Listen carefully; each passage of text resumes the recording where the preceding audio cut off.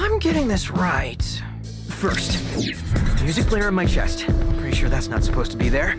Second, it's powering up my new robot arm. Third, it's making everything sync up with the beat. And... this sounds ridiculous, but when the music kicks in, it feels like I'm on a stage.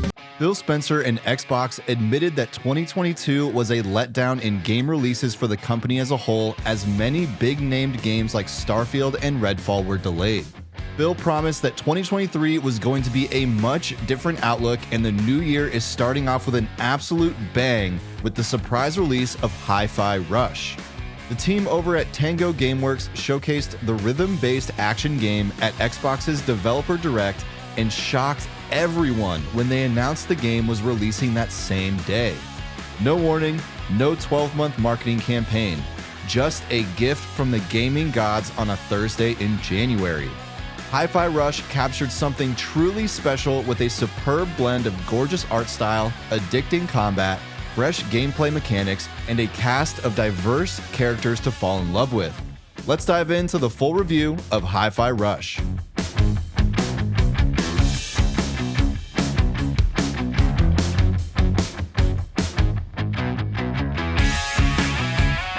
While HiFi Rush shines across the board, the gameplay and combat mechanics are what fuel the addiction to wanting more and more. Everything in this world is powered by the beat of music. The pulsating trees, the cogwheels rotating to the snare, and platforms transforming to the beat make the entire world around you come alive.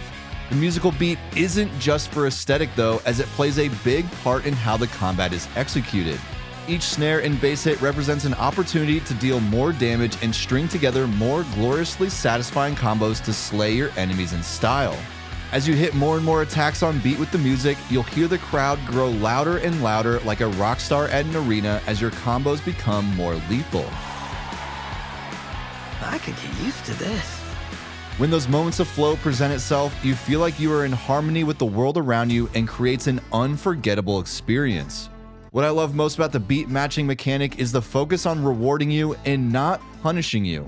While hitting an attack on beat will yield you stronger attacks, you're not negatively affected by missing the beat. This frees you up to still keep the focus on the combat and not just become a beats per minute bot that is trying to stay on beat. When you enter that flow of becoming a beat master, it feels so dang good. And when you miss it, it doesn't feel like the end of the world.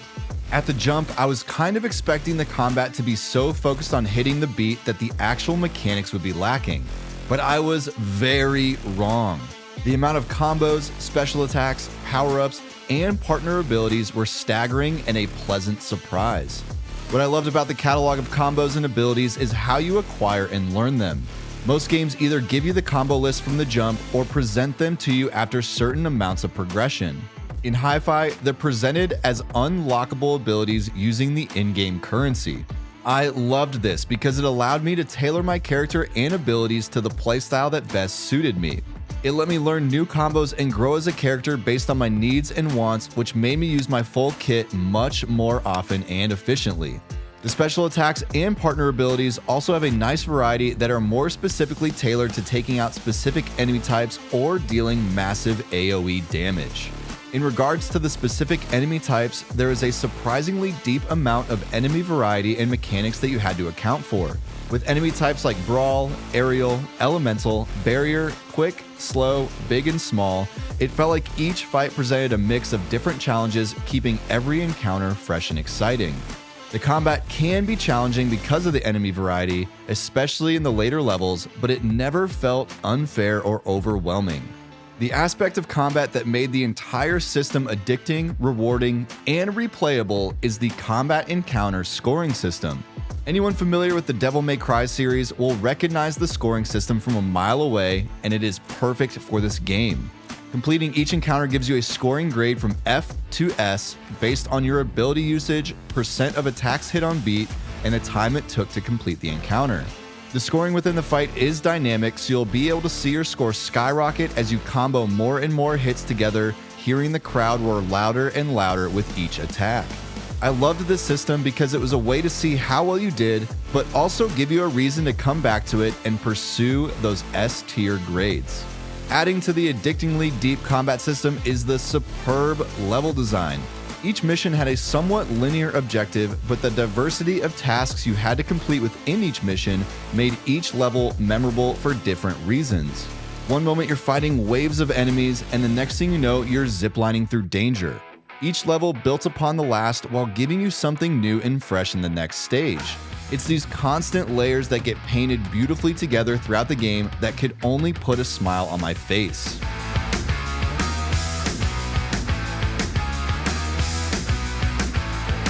The combat is what gets your blood flowing and your head banging, but it's the surprising story that will leave your heart melting. In a game so focused on music and combat, I was expecting the story to be where the game fell victim to one-hit wonder syndrome. I was happily wrong. The overarching premise behind why you're trying to take down an evil corporation isn't groundbreaking, but the character development, nuance, and diversity of the entire cast make for memorable, heartfelt, and compelling moments throughout the story. Each character that you meet provided something that helped grow the development of our main character, Chai.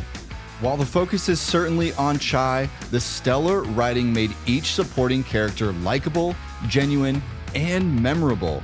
After roughly a 10 to 12 hour campaign, I found myself adoring each character for what they accomplished individually and as a team. The messages throughout the game are also great, as many provide pillars towards teamwork, trust, honesty, forgiveness, empathy, conflict resolution, communication, and friendship. The most welcome surprise to the story and characters is how funny they all were. I think it's so hard to capture humor in video games, and HiFi Rush nailed it so well. Well, I wish you good luck.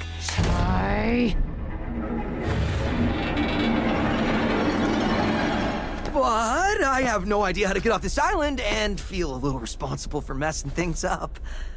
Great. With a mix of bad dad jokes, silly puns, deep-cut references, witty banter, and slapstick humor, there's bound to be something funny for everyone that plays. The game mostly leans into the humor aspect while weaving in serious and heartfelt moments naturally and brilliantly. I mean, even the villains provided some of the best comedic relief in the game. Speaking of villains, I'd argue that some of the bosses were the most memorable characters of them all. That is not a knock on the protagonists, but rather a testament to the writing that was put into the villains and treating them as more than just a roadblock to the next mission. The objective in the story isn't otherworldly, but the character dialogue and development leave you loving all of the characters for a variety of different reasons.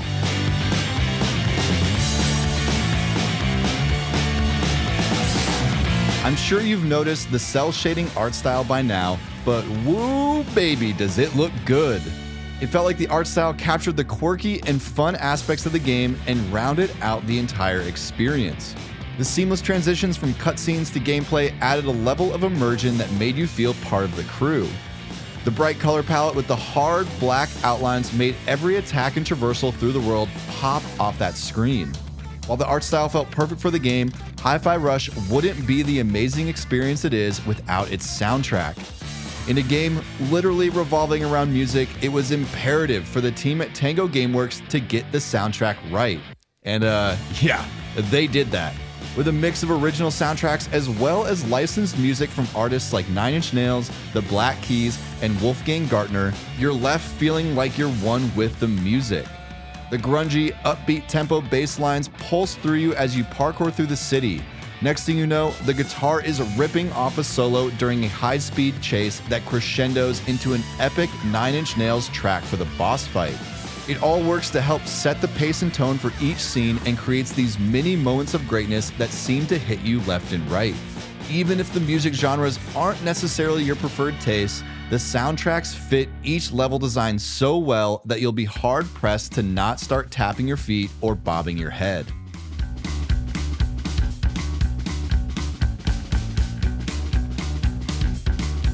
Overall, HiFi Rush kicks off 2023 with an absolute banger and sets the tone for a great year of gaming ahead. With zero marketing, zero announcements, and zero build-up to the game, HiFi Rush shocked many with its surprise release and stunned me with how truly great this game is. The superb combat, heartwarming and diverse characters, memorable levels and bosses, laugh-out-loud humor, gorgeous art design, and a head-banging soundtrack make HiFi Rush a can't-miss game and deserves a 9.5 out of 10. Drop a comment and let me know if you've played HiFi Rush, and let me know what your thoughts are on the game. While you're there, tap that like button, and if you want to really show the love, crush that subscribe button so you don't miss out on future content. This is Josh Robinson with Joystick Gamer. Thanks again, and stay jamming out there.